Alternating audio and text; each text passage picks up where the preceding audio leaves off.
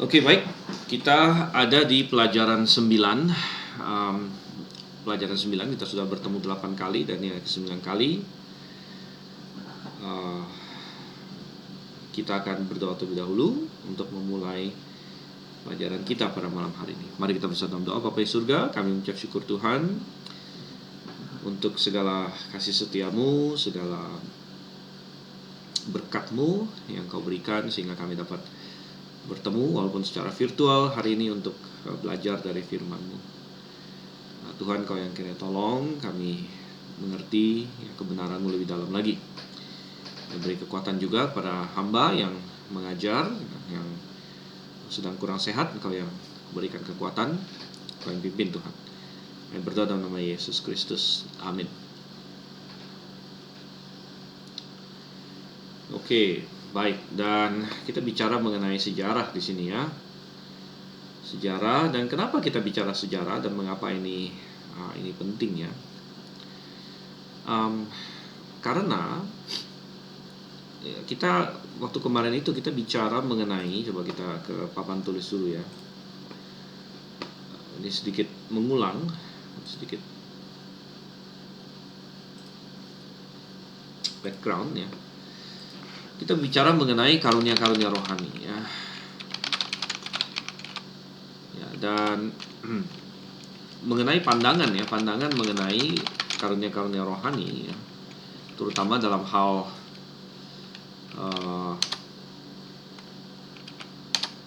yaitu keberlangsungannya.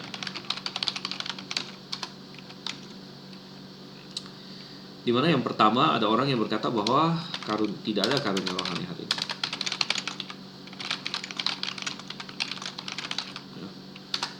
Dan ini posisi yang menurut saya sih, saya belum pernah ketemu orang yang ngomong seperti ini sebenarnya gitu ya.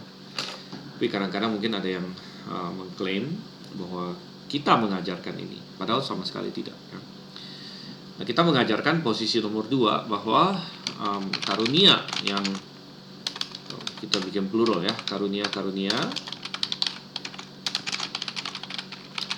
yang berhubungan dengan pewahyuan tidak ada lagi hari ini. Nah, ini adalah posisi kita ya, dan posisi yang alkitabiah. Nah, tapi ada banyak kalangan hari ini yang menyebut diri karismatik ya. Ingat bahwa kata karisma artinya karunia. Kaum karismatik ya, orang-orang yang memiliki karunia ya, atau yang gerakannya berfokus kepada masalah karunia ya. Dan sekali lagi sebenarnya kita nggak ada masalah dengan karunia ya, asal itu bukan karunia yang berhubungan dengan pewahyuan gitu. Ya, dan maka kelompok yang karismatik ini atau Pentakosta mereka mengukuhkan bahwa semua karunia ya, terutama yang berhubungan dengan pewahyuan ya, masih ada hari ini ya.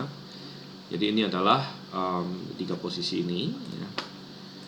Dan kita bilang kita yang benar, yang kita lihat adalah poin nomor 2 di sini. Nah, mengapa demikian? Mengapa ini yang alkitabiah? Nah, ini kita masuk lagi ke sini kan. Karunia-karunia yang berhubungan dengan pewahyuan itu sudah selesai. Nah, istilahnya sudah tidak ada lagi ya, tidak ada lagi hari ini.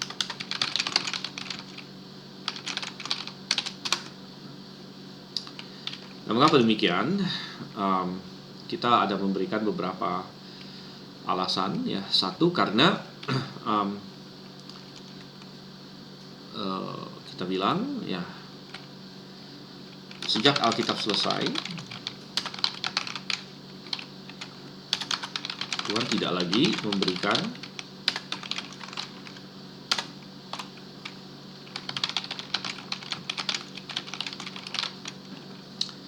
pewahyuan spesial yang baru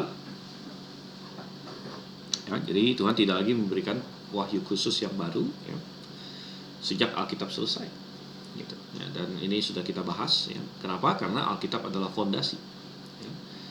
Alkitab adalah fondasi dan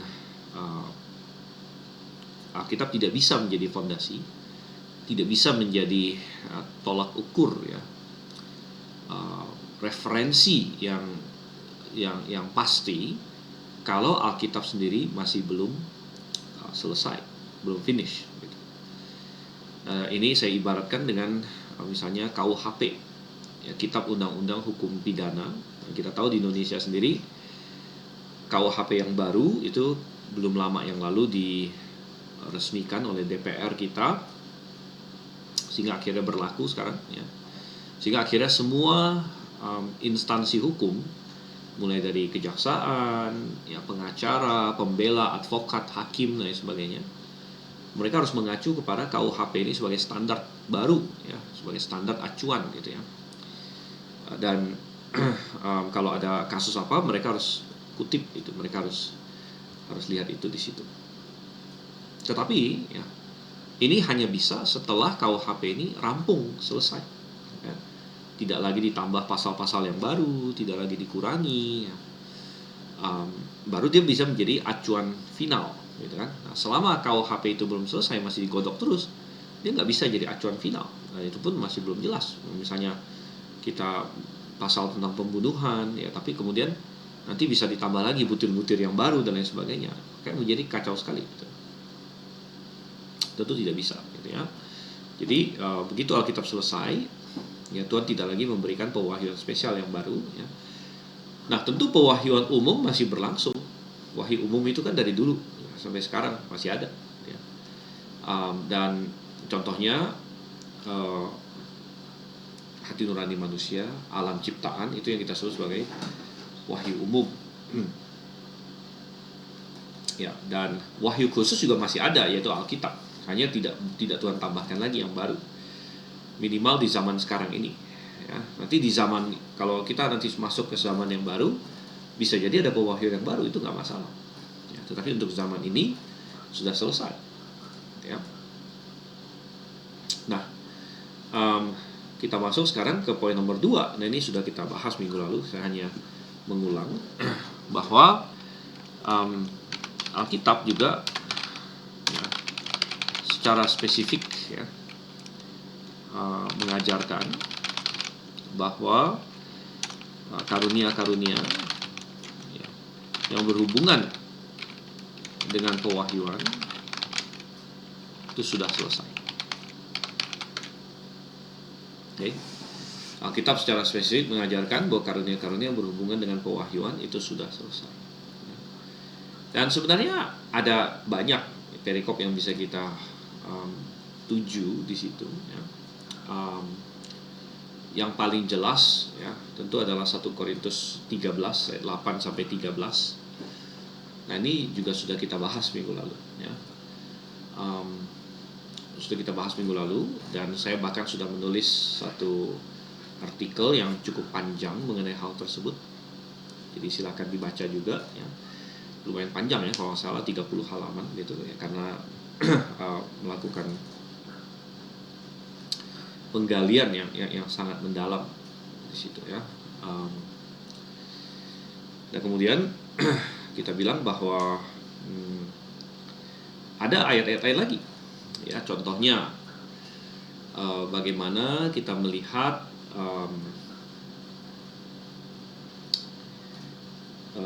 kitab Wahyu ditutup ya, dan Tuhan bilang jangan tambahkan lagi, jangan kurangi lagi. Itu satu juga ya. Kemudian di dalam Yudas ya, ini contoh-contoh ayat-ayat. Yudas 1 ayatnya yang ke, coba saya cek sebentar ya. Yudas 1 ayatnya yang ke-3 ya, dikatakan, ini saya kasih lihat di sini.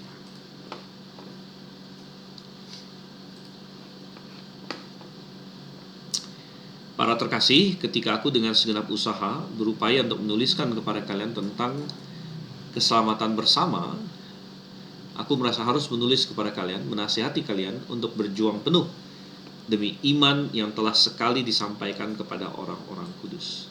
Nah, ini saya jauh lebih suka terjemahan kita sendiri di ITR di sini atau TRI ya. Ya, mungkin kita sudah terbiasa menyebutnya ITR, tapi saya lagi berpendapat apakah harus disebut ITR atau TRI ya. Sebenarnya kalau lebih cocok mungkin TRI sebenarnya, Textus Receptus Indonesia gitu ya. Kalau ITR kan Indonesian Textus Receptus, jadi kayak masih ada bahasa Inggrisnya di situ. Ya, tapi TRI ya, Alkitab TRI Indonesia gitu ya. Dan saya menasihati kalian untuk berjuang penuh ya, demi iman yang telah sekali disampaikan. Nah ini kata ini yang tidak diterjemahkan ya di dalam bahasa Indonesia ya. Ini dari kata hapax sebenarnya, hapax sekali dalam KJV, once delivered unto the saints ya. Iman yang telah sekali disampaikan pada orang kudus. Nah perlu kita garis bawahi, iman yang dimaksud sini adalah iman secara objektif ya. Iman secara objektif yang artinya iman secara objektif yang artinya adalah konten iman tersebut ya, konten iman tersebut, isi dari iman tersebut ya. Dan ini berbicara mengenai Alkitab, karena yang kita imani sebagai orang percaya, orang Kristen adalah firman Tuhan, adalah Alkitab. Jadi apa yang harus kita imani gitu kan, isi dari iman kita. Nah ini yang terkandung di dalam Alkitab, di dalam firman Tuhan, dan itu telah sekali disampaikan ya kepada orang kudus, once delivered ya. Sehingga maksudnya iman kita, isi dari iman kita yang terkandung di dalam Alkitab atau butir-butir pengajaran dalam Alkitab itu disampaikan satu kali dalam satu proses, maksudnya satu kali gitu ya, bukan sesuatu yang terus menerus sampai nggak berhentinya gitu ya. Nah kalau pewahyuan masih berjalan terus sampai sekarang, maka iman kita ini belum sekali disampaikan gitu kan, melainkan masih terus dalam proses gitu, terus dalam proses, masih terus berkembang terus gitu. Tetapi tidak, ini dia bicara mengenai iman yang telah sekali disampaikan, yaitu pada masa pewahyuan yang adalah di abad pertama, di zaman para rasul, itu sekali disampaikan,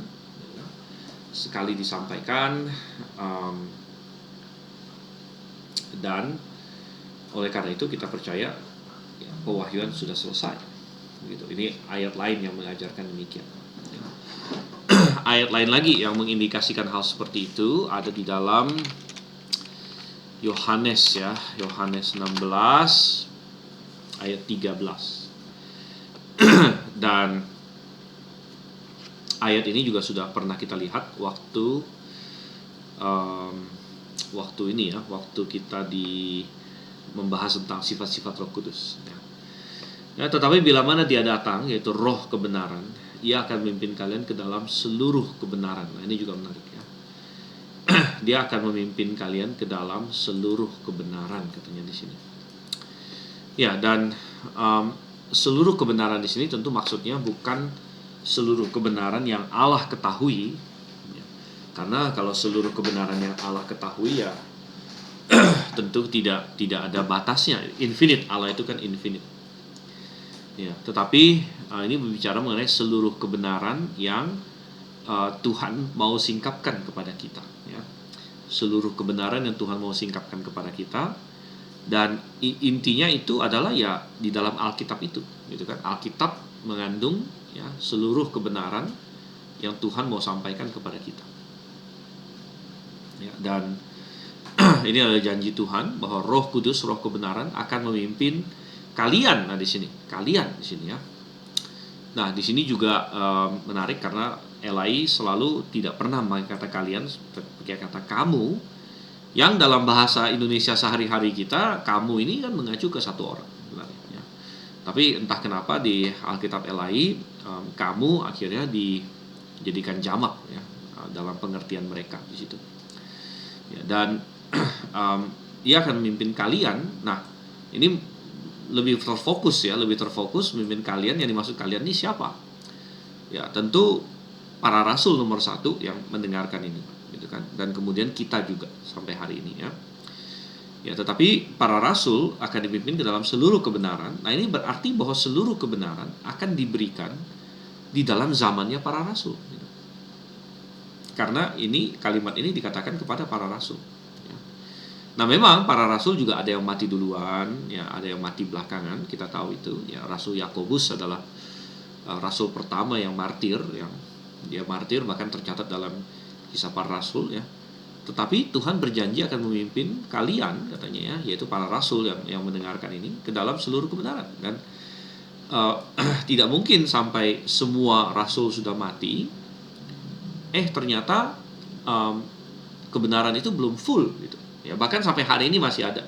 Sudah 2000 tahun gitu kan. Sudah 2000 tahun dan kebenaran itu belum seluruhnya diberikan. Ya, Tuhan masih tambahkan terus gitu. Sekali lagi, saya tidak menyangkal bahwa ada banyak kebenaran yang belum Tuhan berikan. Ya, itu sih tentu masih banyak ya, dan kita masih banyak penasaran tentang banyak hal. Ya, sorga seperti apa kita hanya tahu sedikit, ya neraka seperti apa kita hanya tahu sedikit. Ya karena memang Tuhan belum mau singkapkan itu, yaitu bukan kebenaran yang untuk disingkapkan dulu bagi kita. Ya, tetapi yang Tuhan mau singkapkan seluruh kebenaran itu, ya, itu sudah Tuhan berikan. Dan di zaman para rasul, karena ia akan memimpin kalian ke dalam seluruh kebenaran. Oke, ada sedikit informasi dari penginjil Nikolas ya, terjemahan lama di sini ya. Hai segala kekasihku tatkala aku mengingatkan kalian bersungguh-sungguh berebutkan iman yang sudah sekali bagi sekalian dikaruniakan bagi pada segala orang suci ya. Ada pakai kata sekali di sini ya.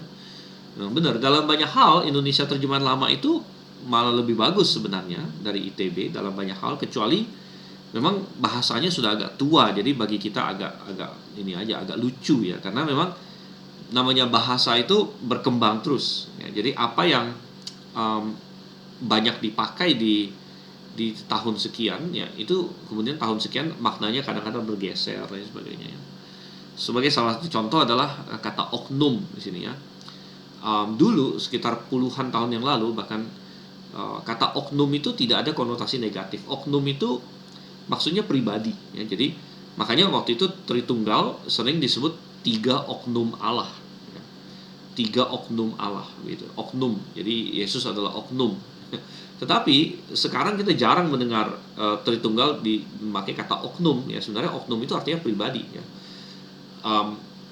Karena kata oknum di dalam pemakaian media dan lain sebagainya sudah sering dikonotasikan negatif gitu. Jadi misalnya ada polisi ngaco, misalnya ada anggota polisi yang misalnya melakukan kejahatan ya, maka disebut oknum polisi ya, oknum polisi ya.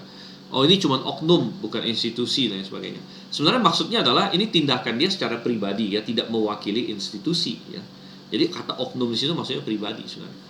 Ini tindakan pribadi dia, ini bukan institusi, dia tidak mewakili polisi ya.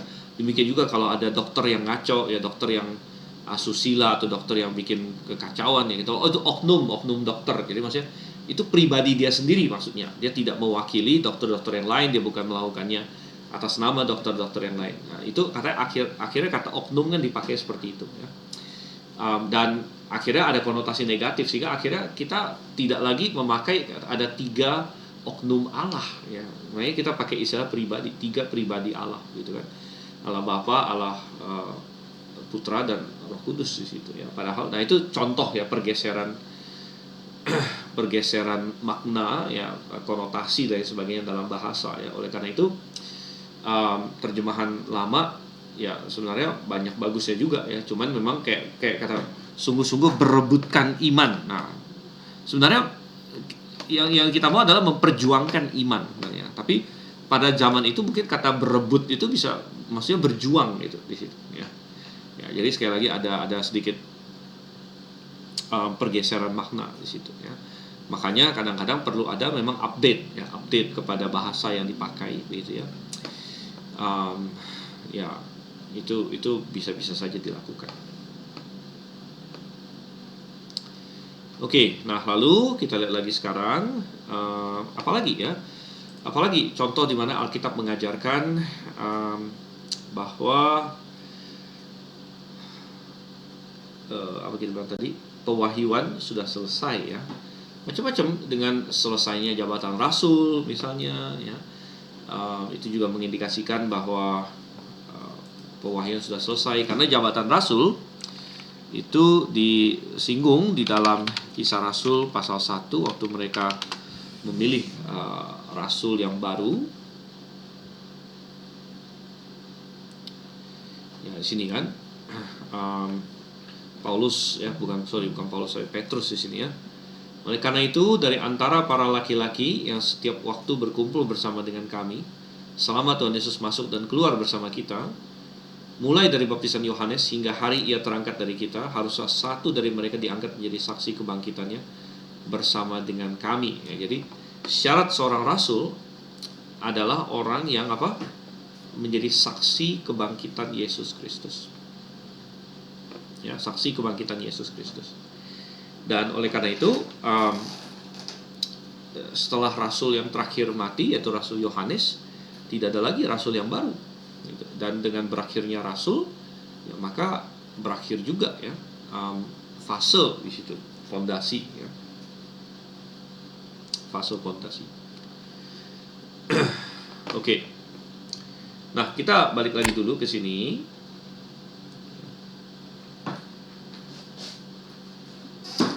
Sebentar, saya sedikit flu.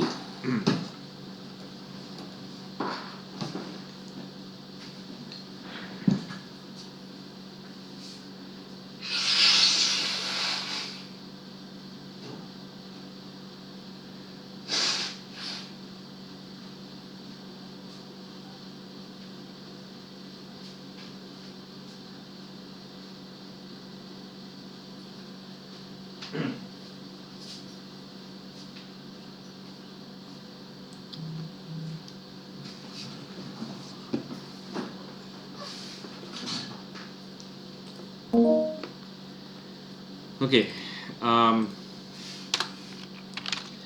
kita lanjutkan lagi ya. Poin nomor 3 adalah kita bilang sejarah membuktikan bahwa karunia-karunia pewahyuan sudah selesai. Nah, sebenarnya kita masih berada pada poin yang ketiga ini ya. Kita berada pada poin yang ketiga ini. Dan nanti poin yang keempat kita akan melihat ya, bahwa buah dari gerakan karisma membuktikan ya, itu bukan dari Allah. Oke, tapi kita masuk ke dalam poin nomor 3 di sini ya. Poin nomor 3, nanti 3 dan 4 ini kita akan lihat secara bersama-sama ya. Nah, sejarah membuktikan bahwa karunia-karunia pewahyuan sudah selesai, dan buah dari gerakan karisma membuktikan itu bukan dari Allah. Oke, jadi itulah fungsinya kenapa kita melihat ke sejarah dari sini.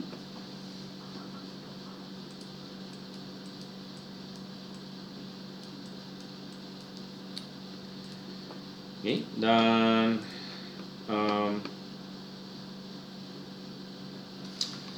ya, kita lihat bahwa tokoh-tokoh seperti Chrysostom ya, kemudian Augustine, ini dua tokoh yang secara spesifik menyatakan bahwa karunia-karunia yang berhubungan dengan pewahyuan itu sudah berhenti katanya ya. Dan ini menurut Chrysostom bicara mengenai 1 Korintus 12 sampai 14 yang banyak bicara mengenai karunia bahasa lidah dan sebagainya ya. Kemudian Augustine juga bicara mengenai karunia bahasa lidah bahwa itu sudah berhenti. Oke, ini sudah kita lihat minggu lalu ya. Dan sementara tokoh-tokoh ini mengatakan sudah berhenti ya, tanpa harus kita sebut yang lain-lain lagi bahkan ya, yang di abad-abad pertengahan ya. Yang mengklaim bahwa karunia-karunia masih ada itu sangatlah sporadis ya, terbatas ya, dan banyak pada kelompok-kelompok yang sesat sebenarnya gitu ya. Oke, contohnya ya kelompok Montanus, oke lah ya, kita sudah lihat itu sebagian. Tapi mistik-mistik Katolik di sini ya, mistik-mistik Katolik sudah kita bahas ya. Jadi dan kita sudah bilang bahwa banyak sebagian mereka di sini, sebagian santo-santa Katolik ditenggarai, ya, diklaim mereka ada berbahasa lidah atau bernubuat dan lain sebagainya.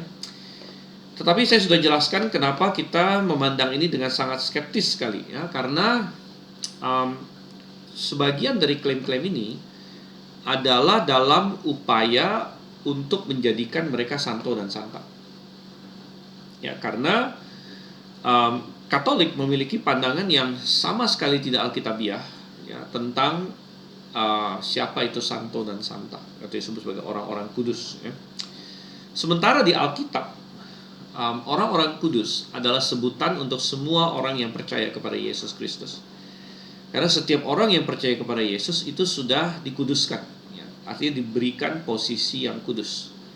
Sudah ditebus, dosanya semua sudah ditanggung oleh Yesus, sehingga bagaikan orang yang punya hutang yang begitu banyak, tapi kemudian hutangnya ditanggung orang lain.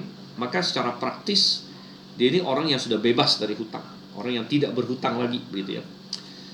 Bukan karena memang dia nggak punya hutang, ya hutang dia banyak, tapi ya sudah di clear, ya sudah di clear. Jadi di dalam neraca ini dia, di dalam account dia itu sudah hilang, ya. Jadi secara posisional dia tidak berhutang lagi.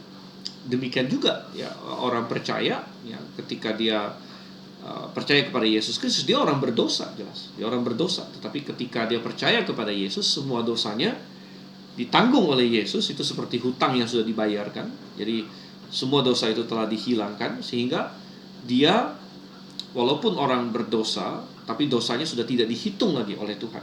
Ada suatu kata dihitung ya, Allah memperhitungkan itu sebagai kebenaran katanya situ. Jadi dosa-dosanya tidak lagi diperhitungkan ya, jadi dalam neraca Allah, account Allah itu seperti kosong ya, dan oleh karena itu dia disebut orang kudus. Itu di dalam Alkitab ya.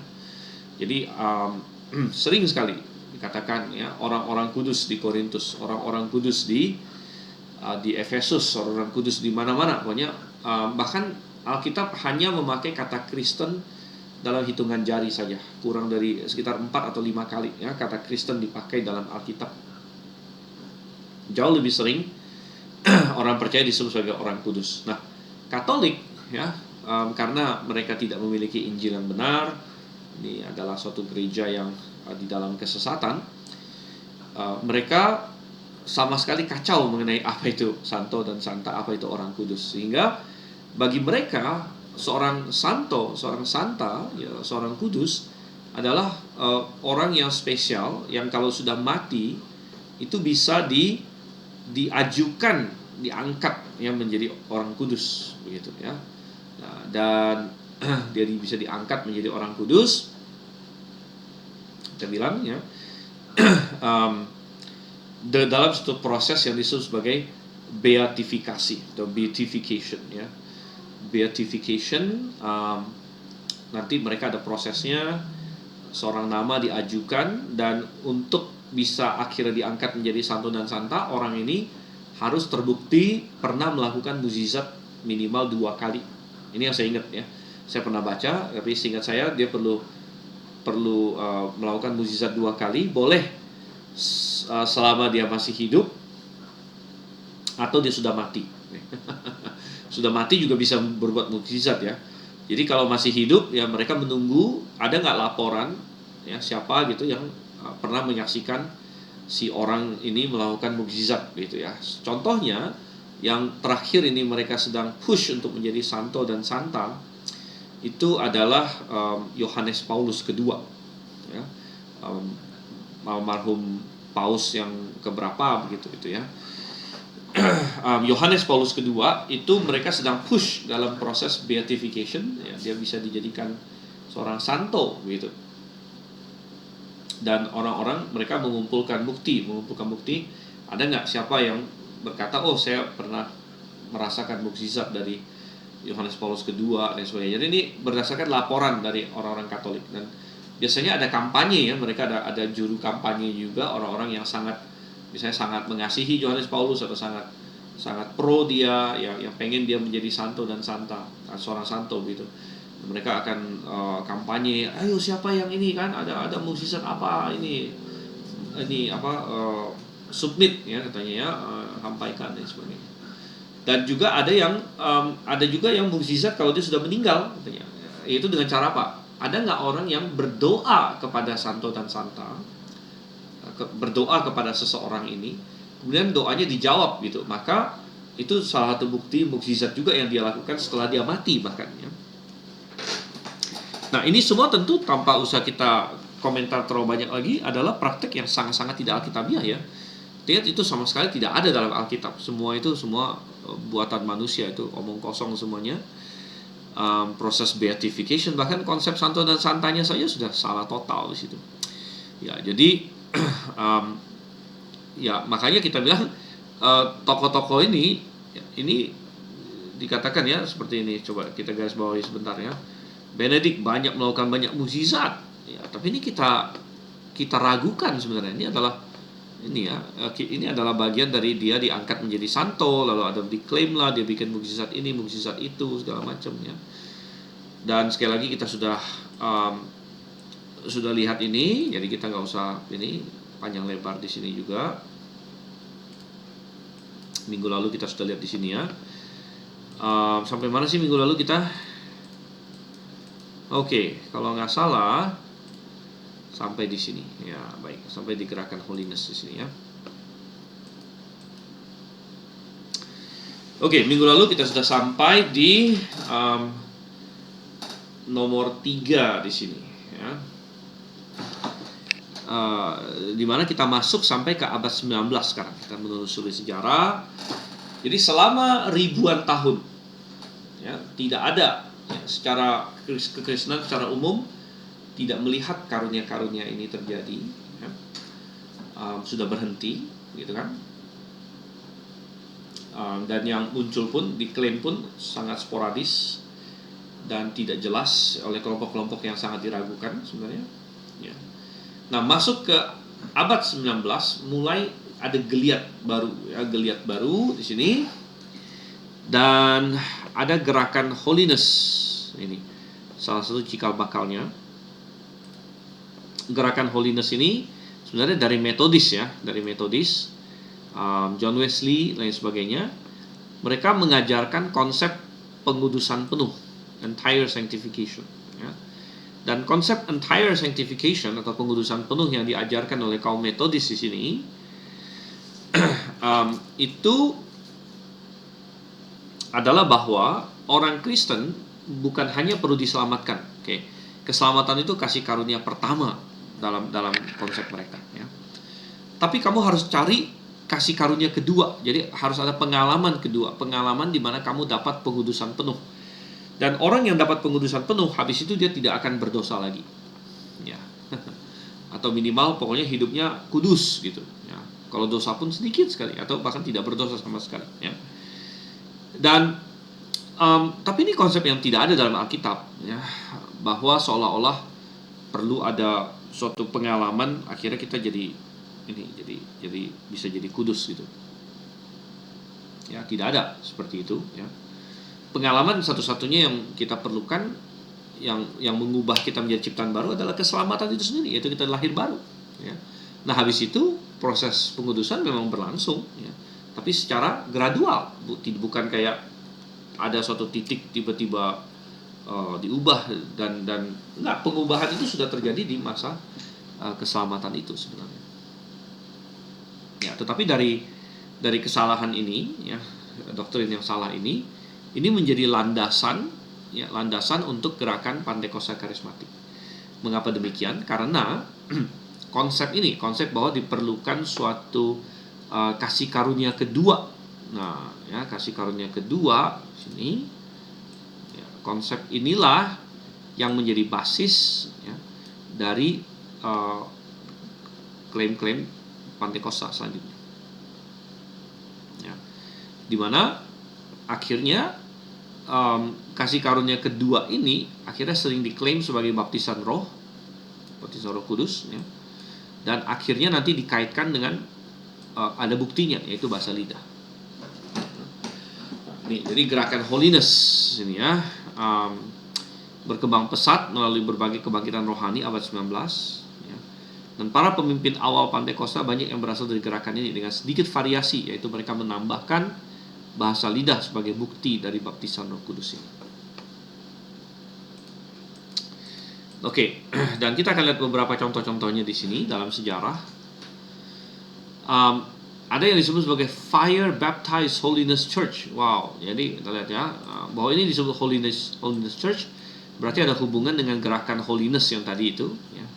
Tapi disebut juga Fire Baptized, wah, gereja kekudusan yang dibaptis api. Nah, ini didirikan oleh seorang namanya Irwin, ya, Benjamin Hardin Irwin. Di sini tahun 1895 di Nebraska. Irwin adalah seorang baptis yang beralih menjadi metodis dan mengajarkan ada 3 berkat. Dia bilang yaitu pertobatan, ini keselamatan, ya, pengudusan penuh, dan baptisan kasih yang membakar. Jadi dia sebenarnya aslinya ini dari gerakan holiness, ya. Jadi holiness kan menerima 2 ini. 1 pertobatan. Jadi setiap orang itu perlu mengalami, ya, kalau holiness 2 pengalaman rohani. 1 bertobat, lalu kedua dapat pengudusan penuh. Tapi oleh si Irwin ditambah lagi, kamu perlu mendapatkan pengalaman ketiga, ya, yaitu baptisan kasih yang membakar, ya. Dan berkat ketiga ini juga dia sebut baptisan Roh Kudus dan api. Wow, ya. Yang menurut dia akan disertai bahasa lidah dan kesembuhan. Dan berkat ketiga ini bisa diperoleh orang yang telah dikuduskan penuh. Ya, yang lalu langkah iman yang pasti katanya, ya.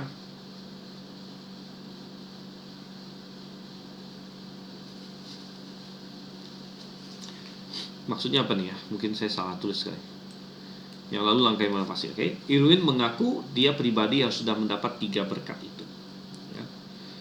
Jadi dia mulai mengajarkan ini, dan kita sudah bisa melihat cikal bakal dari gerakan Pantekosta karismatik di sini, di mana menekankan bahwa kamu perlu mencari pengalaman setelah kamu bertobat, masih harus ada pengalaman yang kamu kejar, yang dikaitkan dengan baptisan Roh Kudus, ya, dan api, yang disertai bahasa lidah dan kesembuhan. Ya, ini sudah apa istilahnya, fondasinya gerakan Pantekosta karismatik di sini sudah. Ya, lalu tetapi pada tahun 1900 Irwin mundur dari posisinya sambil mengaku telah berdosa besar yang menimbulkan cemooh bagi gereja. Sini, ya.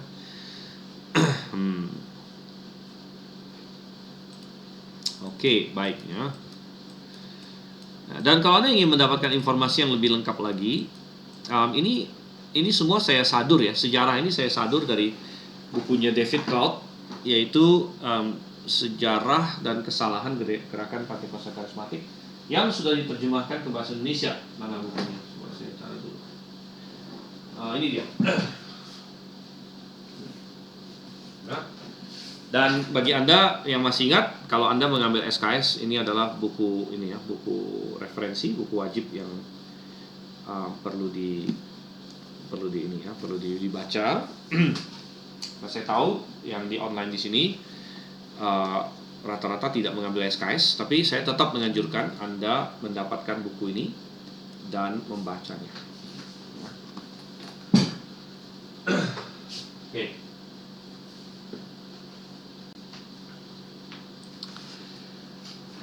Lalu ada lagi seorang tokoh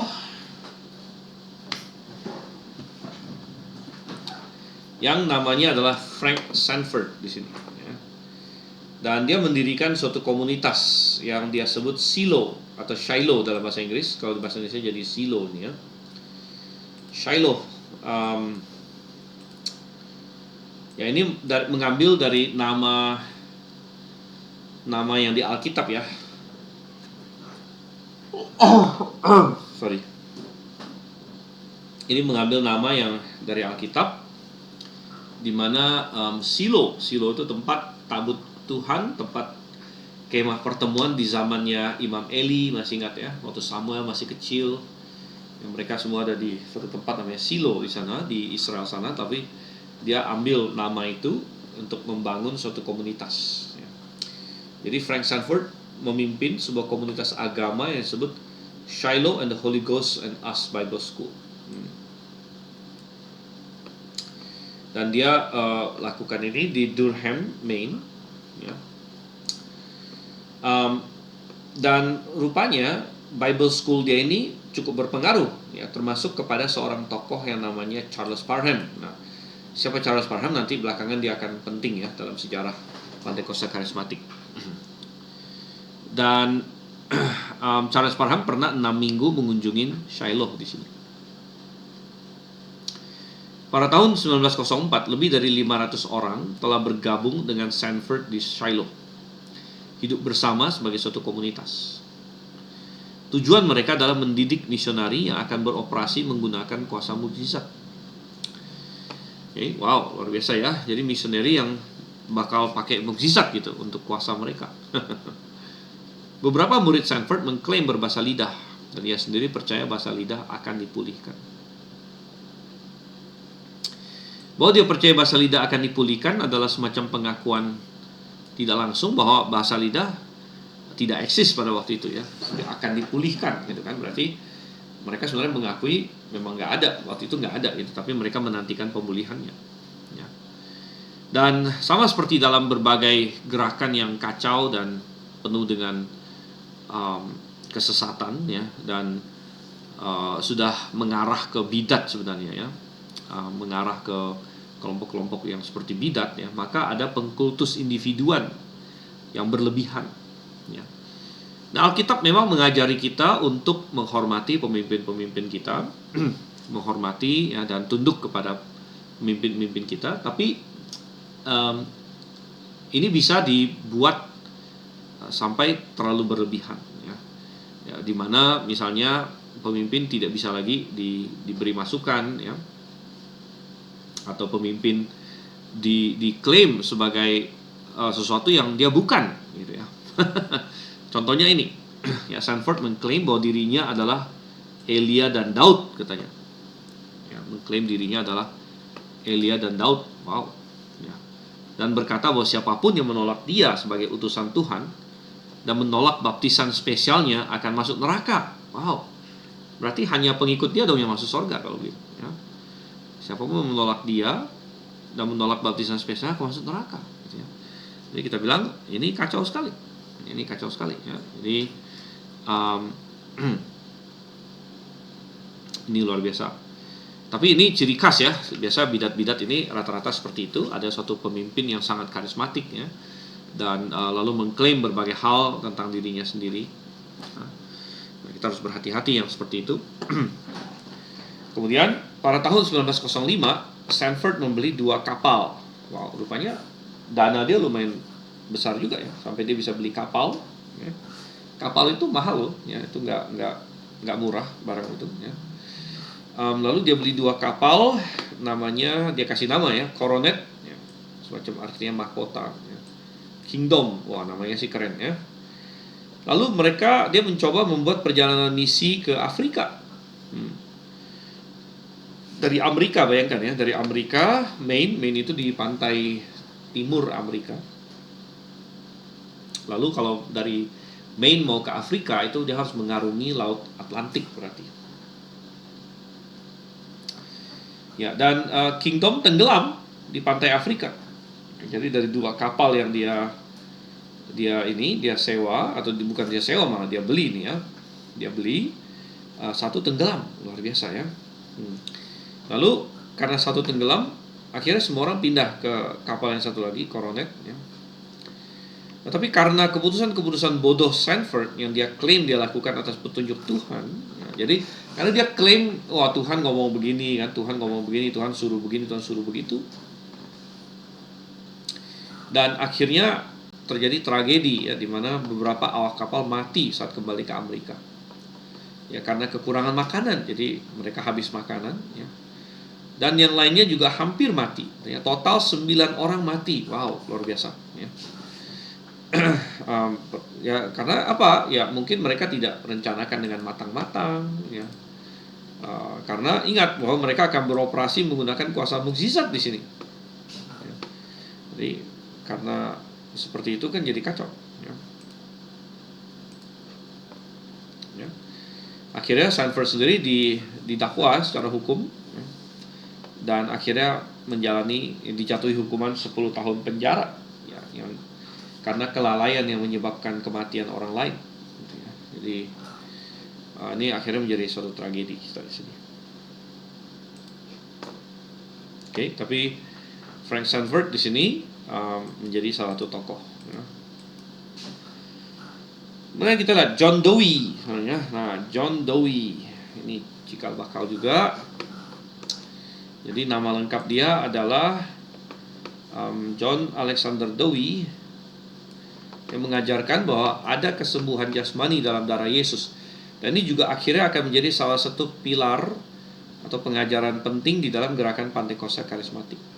Ya.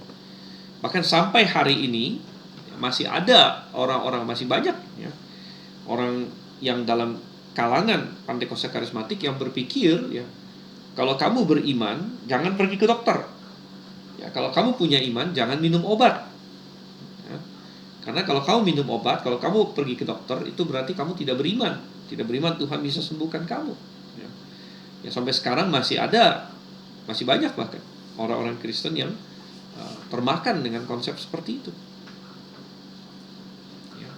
Jadi dia bersikuku agar orang percaya menghindari pengobatan medis. Ya, sekarang ada banyak ya, ada berbagai teori konspirasi tentang medis juga. Ya, jadi ini kacau sekali. Ya. Dia mengatakan dokter dan apoteker adalah alat iblis. Wow. Ya, padahal dia lupa salah satu penulis Alkitab, Lukas, adalah seorang tabib. Jadi kalau dokter adalah alat iblis, berarti Lukas alat iblis. Ya, padahal dia dokter juga. Tahun 1895, Dowie membeli wilayah yang luas di utara Chicago, suatu kota besar di Amerika. Lalu dia beli wilayah di daerah ini ya, tentu daerah bukan di kotanya, di pinggiran gitu. Dan mendirikan apa yang disebut sebagai kota Sion. Ya, dia sebut di situ wilayah yang dia beli itu kota Sion. Ya. Tempat katanya dokter, obat, dan iblis tidak diizinkan masuk. Ya biasa ya, ada klaim-klaim bombastis seperti ini ya, bagaimana dia bisa menahan iblis masuk gitu kan ya. Lalu dia mendirikan gereja dia yang dia sebut Christian Catholic Apostolic Church ya, gereja Kristen Katolik Rasuli atau Katolik bisa juga terjemahkan universal ya. Dan dia mendesain kota Sion di sini untuk menjadi suatu kota teokrasi lengkap dengan bank, ya, kantor pos,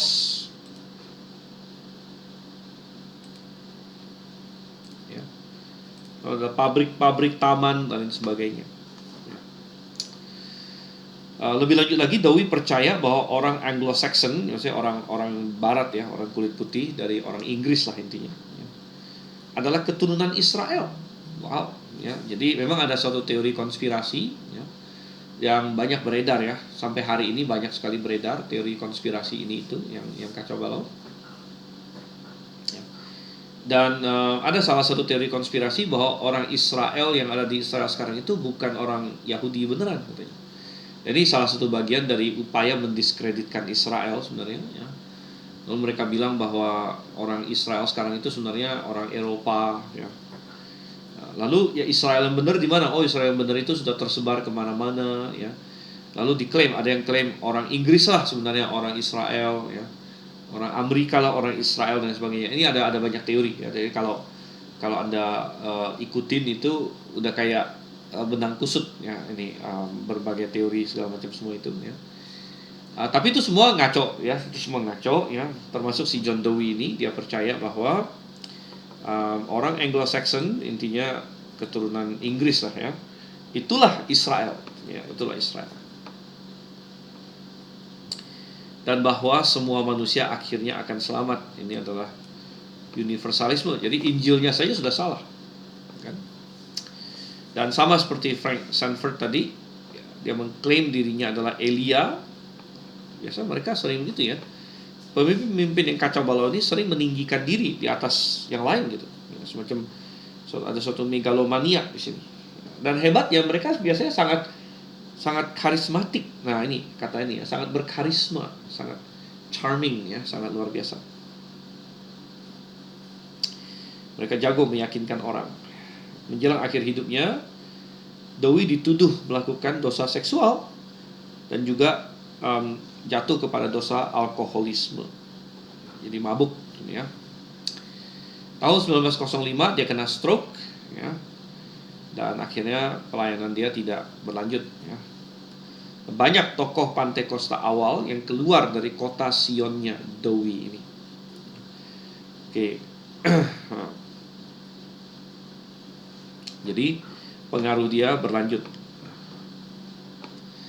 Tahun 1896 ada seorang namanya Richard G. Sperling ya. Sperling yang awalnya adalah seorang hamba Tuhan Baptis yang mengatakan bahwa karunia-karunia abad pertama kini kembali muncul di dunia. Nah, walaupun mereka mengklaim seperti ini juga semacam pengakuan tidak langsung bahwa selama 19 abad itu hilang gitu. Ya, selama 19 abad hilang. Jadi paling banter mereka bisa bilang bahwa itu muncul lagi sekarang. Setelah hilang berabad-abad muncul lagi. Jadi pertanyaannya adalah kenapa perlu hilang dari awalnya gitu. Ya, tidak ada alasan untuk itu. Dia terpengaruh oleh pengajaran Irwin yang tadi, Benjamin Irwin, dan membawa jemaatnya menjauh dari doktrin baptis dan masuk ke aliran holiness. Akhirnya dia dan anaknya membentuk Church of God of Prophecy yang beraliran Pantekosta sekaligus dispensasional. Oke.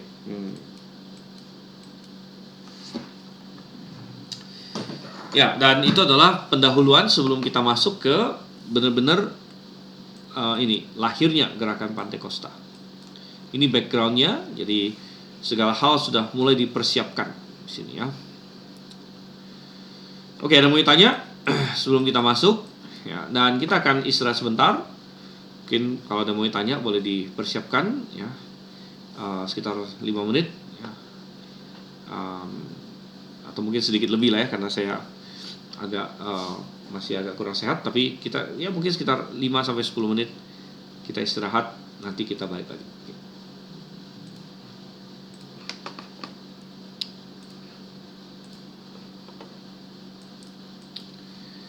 Oke, baik. Jadi kita masuk ke abad 19 sampai sekarang, mana kita melihat lahirnya gerakan Pantekosta di awal abad 20. Awal abad 20 berarti ini ya, 1900-an di sini. Oke, dan tokoh pertama yang harus menjadi perhatian kita adalah seorang yang namanya Charles Parham di sini. Dan dia adalah salah satu tokoh kunci mulanya gerakan Pantekosta. Sebelum 1900, Parham mengamati kebaktian-kebaktian Benjamin Irwin. Ingat tadi kita ada sebut ya, dia ada terpengaruh oleh Benjamin Irwin dengan berkat ketiganya dalam gereja Fire Baptized Holiness Church gitu ya. Dan rupanya itu membawa dampak yang mendalam kepada Charles Parham. Dia sangat terkesan dengan doktrin berkat ketiganya.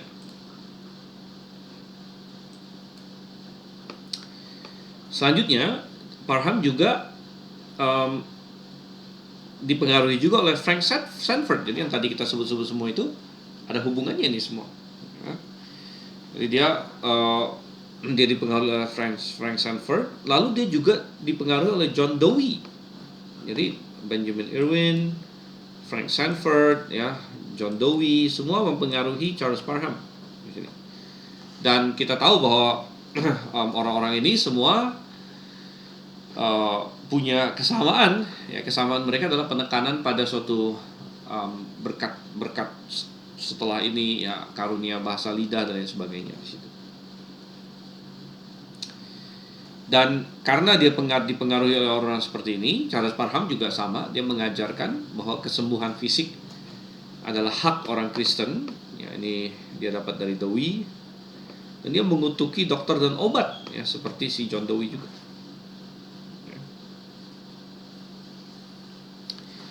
Parham mendoakan sapu tangan dan mengirimnya ke orang-orang yang minta dilayani.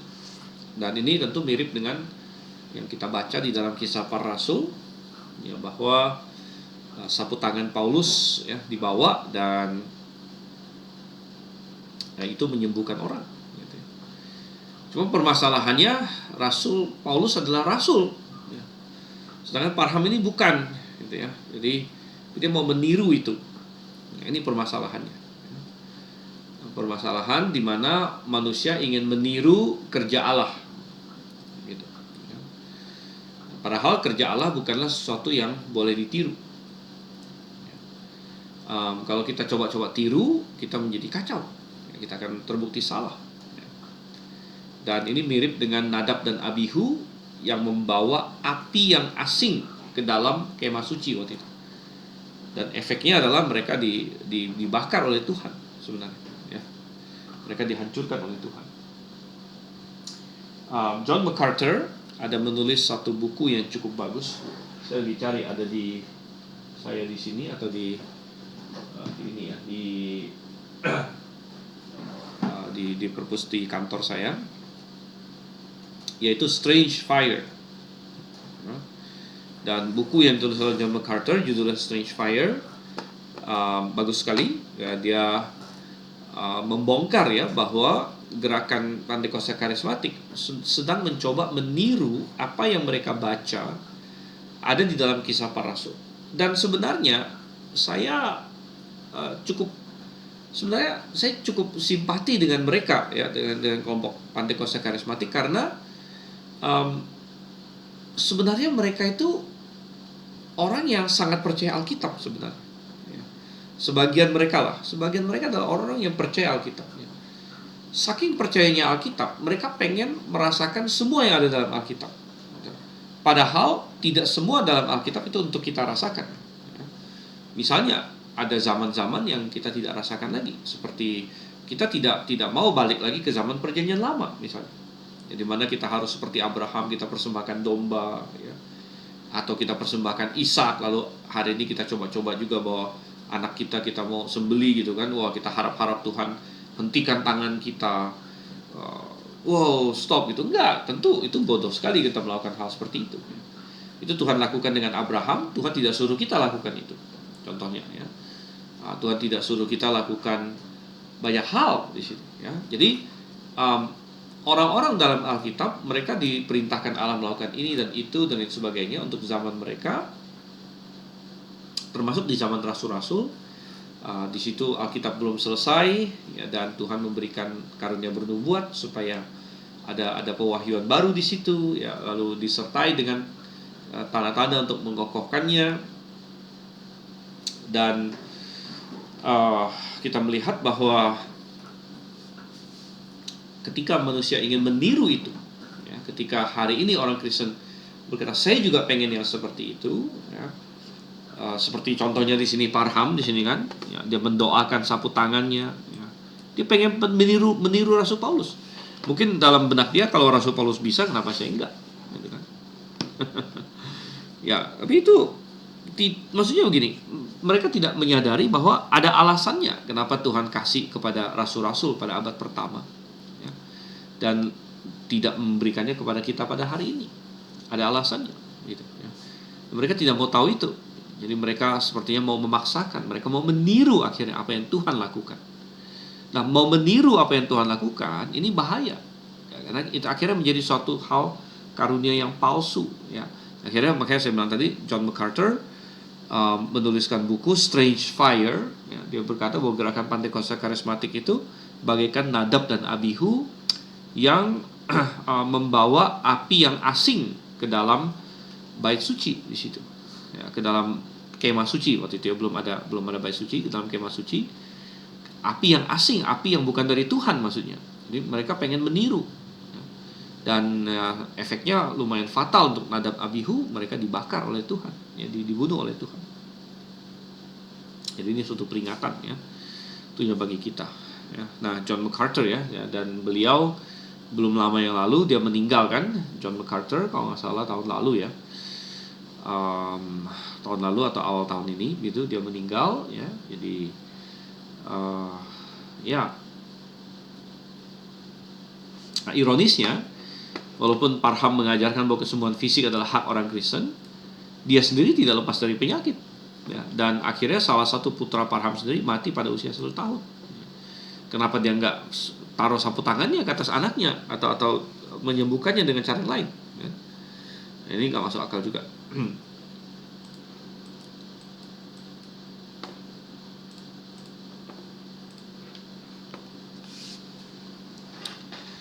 Oke, kemudian kita lihat di sini pada bulan Oktober 1900 ya, Parham mendirikan Bethel Bible School di Topeka, Kansas ya. Ya, ini suatu negara bagian namanya Kansas di Amerika sana. Dia mendirikan gereja namanya Bethel Bible School ya. Dan sampai sekarang nama Bethel suka dipakai ya oleh kelompok karismatik ya. Karena di Bethel itu kan katanya Yakub dapat mimpi lah dan sebagainya ya. Nah, Parham mengajar di sekolah Alkitab yang dia dirikan itu, dan dia percaya bahwa sebelum kedatangan Kristus akan ada pencurahan tanda-tanda ajaib. Dan dia percaya bahasa lidah adalah tanda baptisan Roh Kudus ya. Oke.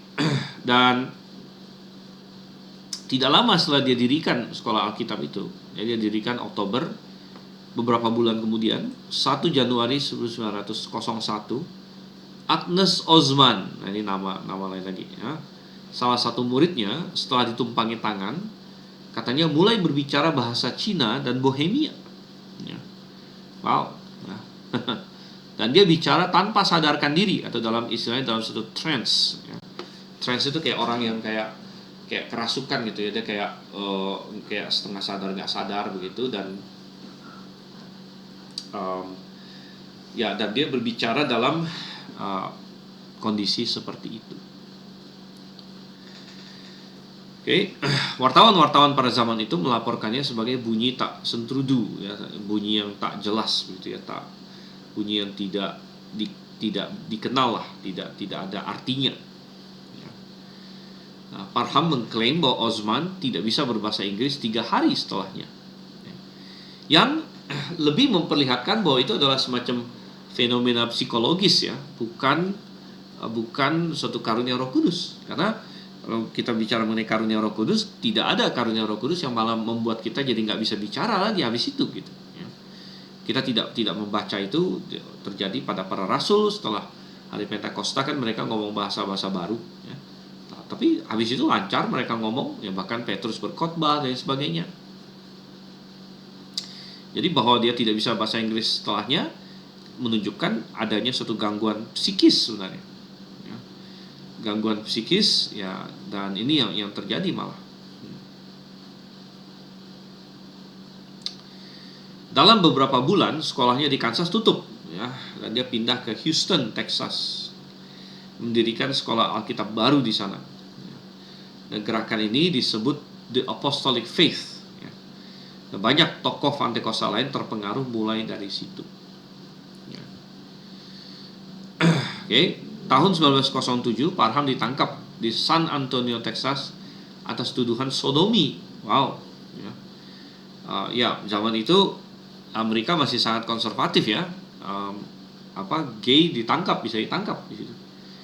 Sangat berbeda sekali 100 tahun kemudian, tahun 2000-an sekarang kelompok LGBT malah dipuja-puja, di celebrate dan lain sebagainya ya. Nah, waktu itu Parham ditangkap atas tuduhan sodomi. Tuduhan ini belakangan ditanggalkan, artinya di drop ya oleh hukum. Tapi nama Parham sudah tercoreng, dan banyak kelompok Pentakosta belakangan tidak mau mengakui dia. Sehingga hari ini banyak kelompok Pentakosta kalau ditanya siapa yang memulai gerakan Pentakosta, mereka tidak akan bilang Parham, padahal Parham ini salah satu tokoh kuncinya. Tapi mereka banyak yang menolak dia ya, karena sekali lagi sempat di akhir ujung-ujungnya itu dia ada kasus seperti ini ya. Oke, nah sebenarnya saya bisa makanya saya bilang ini kan saya sadur dari buku ini, dan di buku ini ada banyak ini ya, banyak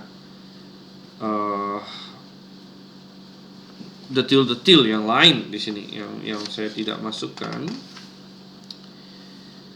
Oke, misalnya mengenai orang yang pertama kali berbahasa lidah itu yang namanya Agnes Ozman di sini ya. Ini bisa saya bacakan di sini. Saya bacakan dari buku ini langsung ya.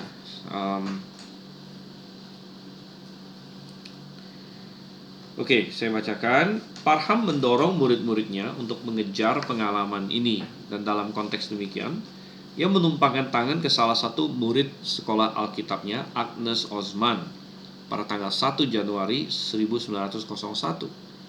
Dan ditenggarai bahwa dia berbicara dalam bahasa Cina dan kemudian bahasa Bohemia. Dia berbicara dalam kondisi seperti terhipnotis atau kesurupan. Ya, tadi trance itu. Setelah itu, Parham dan orang-orang lain di sekolah Alkitab kecil itu juga dikatakan mulai berbahasa lidah. Mereka bahkan mengklaim bahwa lidah-lidah api nampak di atas kepala orang-orang yang berbahasa lidah itu. Parham mengatakan bahwa profesor-profesor bahasa dan orang-orang lain yang berpendidikan linguistik mengkonfirmasi bahwa bahasa-bahasa yang diucapkan oleh murid-murid itu sungguh adalah bahasa-bahasa yang nyata. Tetapi hal ini tidak pernah dikonfirmasi. Ya, ini hanya klaim dia saja. Ya. Wartawan-wartawan koran pada waktu itu menggambarkan fenomena itu sebagai bunyi-bunyi tidak beraturan. Ya. Jadi ada wartawan yang datang bahkan. Kan? Satu-satunya catatan nyata yang kita miliki mengenai salah satu bahasa yang diucapkan oleh murid-murid Parham ditulis oleh seorang wartawan dari Topeka State Journal. Saya menemukan satu salinan laporan ini ketika mengunjungi Kansas State Historical Society. Oke, nah ini ada catatan dari koran di sini ya. Mr. Parham memanggil Miss Lillian Tisseltraith ke dalam ruangan dan bertanya apakah dia bisa berbicara sedikit. Pertama dia menjawab bahwa Tuhan tidak menginspirasikan dia untuk mengatakan apa-apa. Tetapi segera mulai mengucapkan kata-kata yang aneh yang terdengar seperti ini. Yusa, userela sema kalamala kana leula sagenalan ligle logle lazi logle ini minimo sara elme sarame. Kalimat-kalimat itu lalu diterjemahkan menjadi Yesus berkuasa menyelamatkan, Yesus siap mendengarkan, dan Allah adalah kasih. Wow, ya, jadi ya David Cloud tulis begini. Bayangkan ya, ligle logle lazi logle, ini mainimo. Ini persis adalah tipe bahasa lidah yang saya dengar sudah puluhan kali di berbagai pertemuan Pantekosta karismatik di berbagai belahan dunia. Tapi ini adalah omong kosong kanak-kanak katanya sini ya. Pada tahun 1914, Charles Shumway dengan tekun mencari bukti-bukti untuk memastikan bahwa bahasa lidah Pantekosta di waktu-waktu awal itu benar-benar adalah bahasa yang nyata. Tapi dia gagal menemukan satu orang pun yang dapat mengkonfirmasi klaim-klaim yang diajukan. Tetapi menarik sekali bahwa di awal-awal gerakan Pantekosta karismatik, ya, coba kita lihat di sini ya. Nih saya balik lagi ke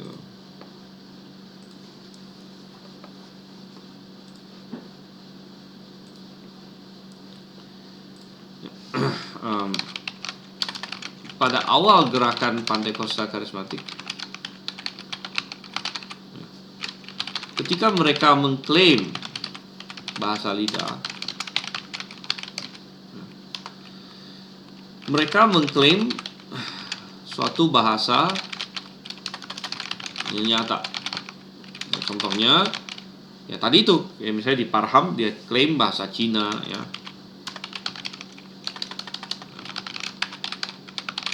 Bahasa Bohemia, ya, di bahasa, pokoknya mereka dan lain-lain ya. Jadi mereka mengklaim suatu bahasa yang nyata. Oke. Tetapi ya, dengan berjalannya waktu, ketika semakin nyata bahwa bahasa lidah mereka ya, tidak dapat dicocokkan dengan bahasa manapun, kaum Pantekosta karismatik sering beralih ya, mengklaim bahwa bahasa lidah mereka adalah bahasa yang tidak diketahui siapapun.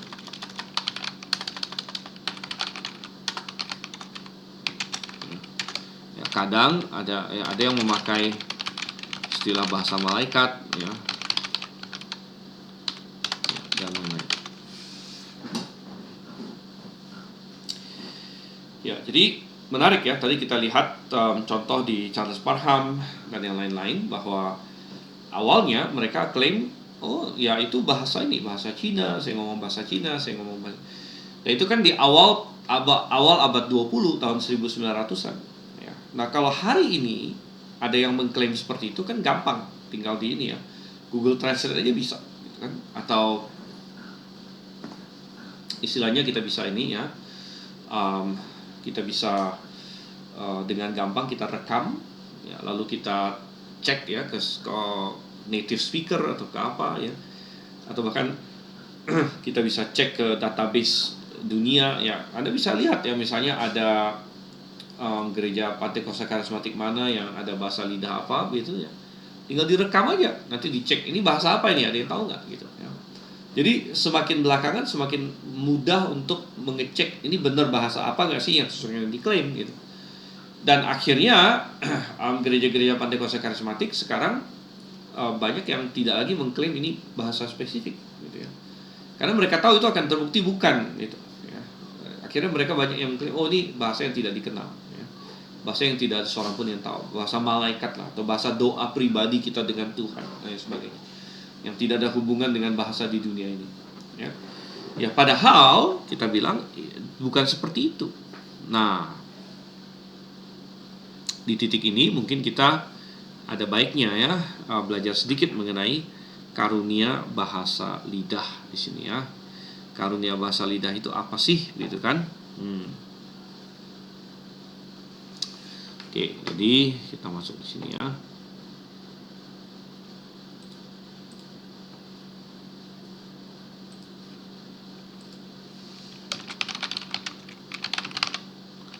Sebenarnya dalam Alkitab dia adalah karunia bahasa-bahasa. Ya. Jadi bilang the gift of tongues, karunia bahasa-bahasa. Ya. Jadi tongue itu bisa artinya lidah. Ya. Ini dalam bahasa Yunaninya glossa. Ya. Glossa itu artinya lidah. Dan itu bisa mengacu ke lidah dalam pengertian organ fisik kita. Di dalam mulut kita ini ada lidah. Atau lidah bisa juga mengacu kepada maksudnya bahasa ya. Seperti kalau bahasa Inggris kita bilang ada mother tongue atau bahasa ibu ya. Jadi maka bisa sebenarnya tepatnya diterjemahkan karunia bahasa-bahasa. Dan itu yang kita lakukan di sini. Dan kita melihat ya, kita lihat dalam Alkitab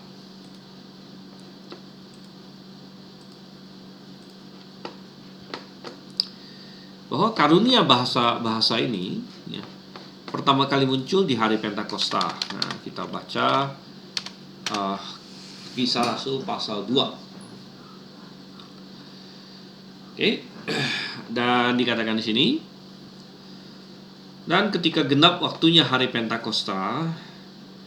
Nah, kenapa disebut hari Pentakosta? Ini karena ini hari ke-50 ya, hari Pentakosta 50. Mereka semuanya berkumpul bersama di satu tempat ya.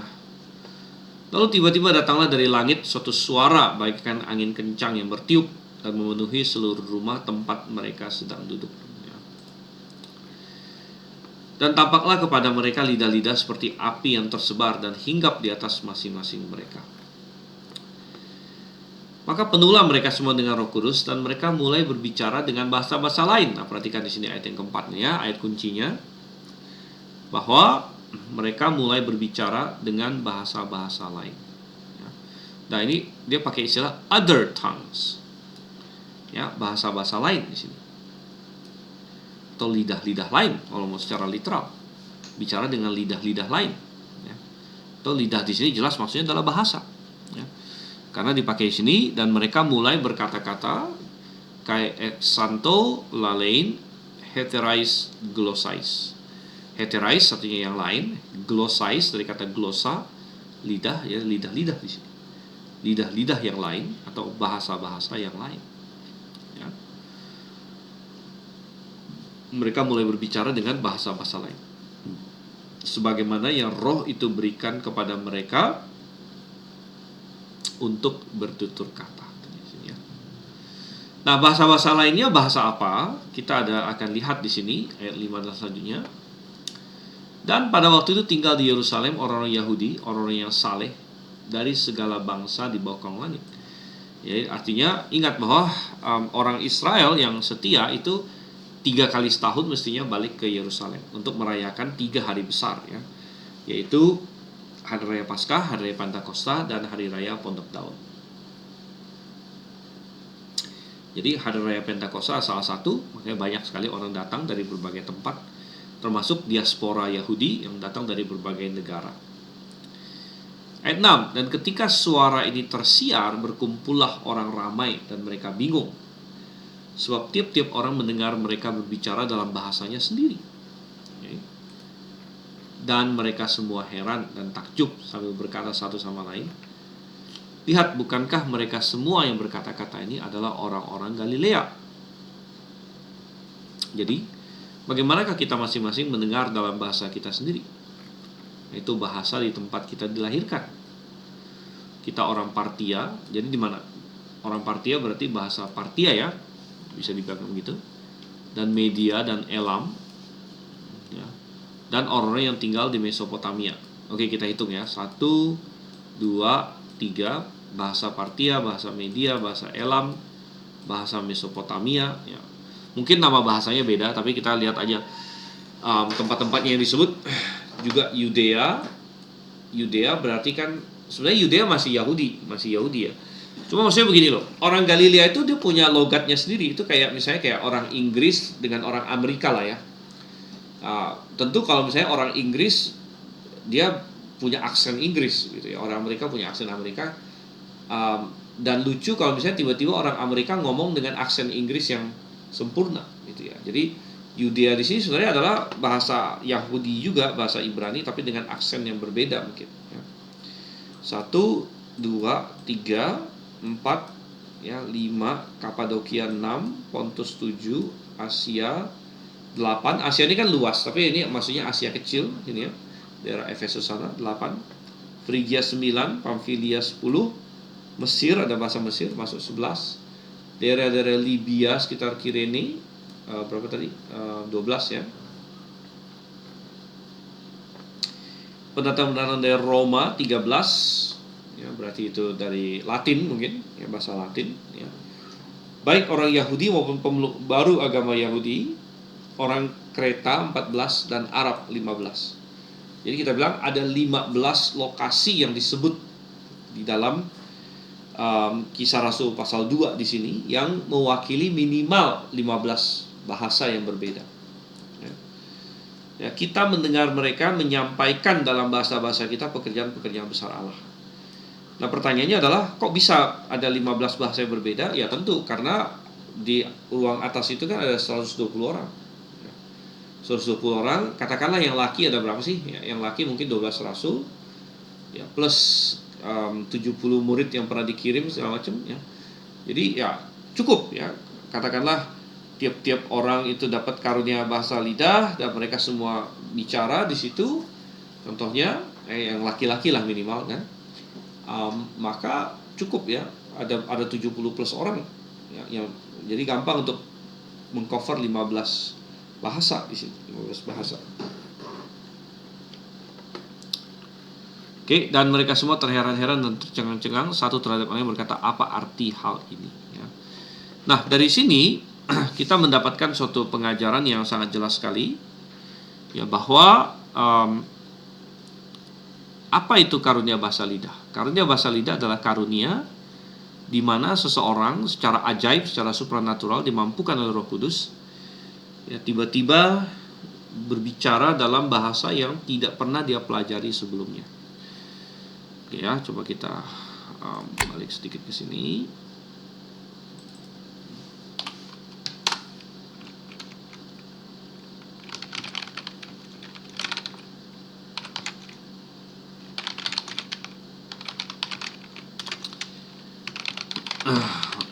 Untuk berbicara dalam bahasa yang tidak dia ketahui sebelumnya. Ya, karunia yang memampukan seseorang untuk berbicara dalam bahasa yang tidak dia ketahui sebelumnya. Dan sepertinya kemampuan ini sangat luar biasa, supranatural, sampai bukan hanya, ya kalau kita belajar bahasa baru kita tahu ya, butuh waktu yang lama untuk bisa menguasai. Apalagi bisa sampai kedengaran seperti native ya, ini biasanya kan targetnya native level gitu. Ya, sampai bisa terdengar seperti native ya, itu sangat-sangat sulit ya. Tetapi tadi kita baca sampai sepertinya perbedaan logat saja itu Tuhan pertimbangkan gitu ya. Jadi kayak ada orang dari Yudea katanya. Yudea itu kan berarti orang Yahudi sebenarnya. Jadi bahasa dia dengan orang Galilea itu mirip, cuman beda logat mungkin. Ya. Atau seperti mungkin kayak Indonesia dengan Malaysia ya, atau British English dengan American English, atau Singlish ya, Singapore English. Jadi sebenarnya mereka saling paham, tapi kita heran aja misalnya kalau kita ada temen dari Singapura, tiap hari dia ngomong Singlish ya, oke lah segala macam gitu kan. Lalu tiba-tiba itu dia ngomong kayak British accent gitu kan. Wah, ini kok lain nih, beda gitu kan. Nah, jadi ya kemampuan ya memampukan seorang untuk berbicara dalam bahasa yang tidak diketahui sebelumnya, atau minimal dia tidak punya kemampuan itu sebelumnya, tapi tiba-tiba bisa gitu ya. Nah, jadi ini adalah bahasa yang real. Jadi bahasa yang dipakai adalah bahasa yang real ya, yang real.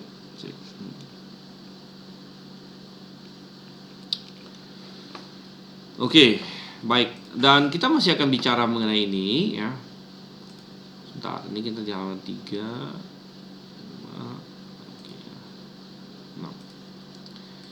Oke, cuman kita mau mungkin kita akan selesai di sini hari ini ya. Saya juga mungkin merasa agak pusing. Ya, jadi saya akan stop sampai di sini dulu. Ya. Moga-moga bisa memahami pelajarannya. Ya, kita agak cepat selesai dan kita akan coba lanjutkan minggu depan. Ya. Minggu depan adalah tanggal hari ini tanggal 7, minggu depan tanggal 14 ya. Jadi minggu depan kita akan ketemu satu kali lagi. Tapi 2 minggu lagi nanti libur ya, karena 2 minggu lagi itu adalah kita ada acara di Grace ini, yaitu acara Kongres Kristen Alkitabiah ya, Kongres Kristen Alkitabiah. Jadi nanti kelas kita libur nanti ya. Tapi sebagian yang ikut kelas nanti kita akan ketemu malah. Oke, baik, ada pertanyaan tidak sebelum kita tutup?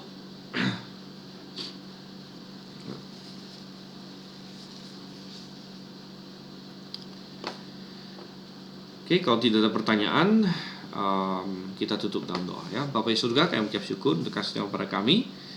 Kalau kira tolong supaya kami memahami apa yang telah disampaikan berkaitan dengan hal-hal ini. Tuhan kiranya sertai Tuhan, berikan kami semua kesehatan yang baik untuk bisa melakukan tugas, berikan kami istirahat yang baik malam ini, kami minta kepadamu dalam nama Yesus Kristus. Amin. Oke, baik, sampai di sini dulu. Selamat malam semuanya. Maranatha.